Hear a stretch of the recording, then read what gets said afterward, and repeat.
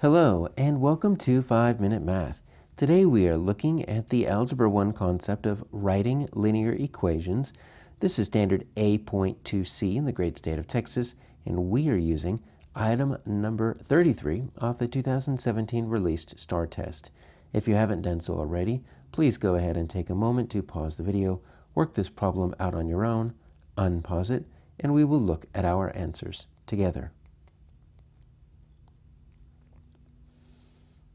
So researchers in Antarctica are discovering a warm sea current under a glacier. So we're melting. So melting makes me think we're going to be subtracting here. Or we've got a negative, right? So I'm thinking A and B before I even go any further, because melting is usually when things are, quantities are being taken away. The ice shelf of the glacier had a thickness of approximately 450 meters. And then it's decreasing. Okay, so it is definitely going to be a negative.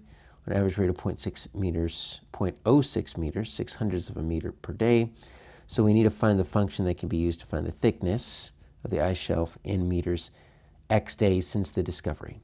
All right, so what we can do here is it's starting at 450, right? And we've got t of x, so x is our day. I don't know why it's not f of x, but it doesn't matter. That's our dependent variable over there. So let's start with t of x, and let's see what's happening here.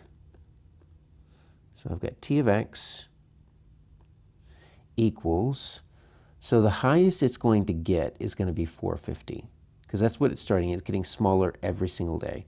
So it's one of those, if we were to graph it right here, it would be up here with like 450. Right? And it would be a downward slope like this. So we're going to need a negative slope because we're melting, but it's going to have a y-intercept of 450. So if we're thinking of our slope-intercept form, right, it's going to be mx plus b. We know this is going to be a negative slope, and then we know that this is going to be 450. So we can either have y equals negative slope plus b, right? Or we could do this, and I think this is kind of what I'm seeing in some of these. Y equals 450 minus, and then whatever your slope is, x. So when you have a negative slope, right, you can just kind of flip these two terms around. That's the commutative property. Lets you switch those around, so instead of a negative slope, you could just do a minus slope. So I'm kind of thinking, what if we put that y-intercept up front, and we're just going to subtract, and then what are we decreasing? Well, we're decreasing at 0.06 meters per day, and x is the number of days. So decreasing at 0.06. So what if we just do this? 600ths.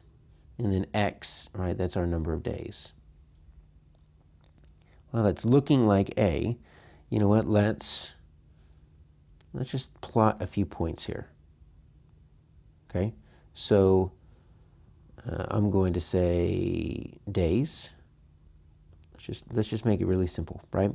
Days, and then this is going to be the thickness. So always start, if you can, at a 0. So at 0 days, it's still that 450. And every single day it's going to get a little bit smaller. So now it's going to be 449.94 because we took away 600ths. And then that's going to be 449. Take away another 600ths, right? You're going to get 88. So we could just take some points and plug them in. If I plug in my 0 right here, I get my 450. That's good. If I plug in my 0 here, that's going to be negative 600ths times 450. That's not going to get me 450. If I plug in my 0 here, I still get 450. That's good. If I plug in my 0 here, that's not going to work because it's going to be 450 times 600. So even if I wanted to double check it, right, I'm down to A and C. But look what happens if I plug in a 1. If I plug in a 1, you see how my number's getting smaller. But if I plug in a 1 on C, my number's getting slightly bigger. It's going to be 450 and 600ths because that's got the wrong operation. It's got addition. So I need my answer of A.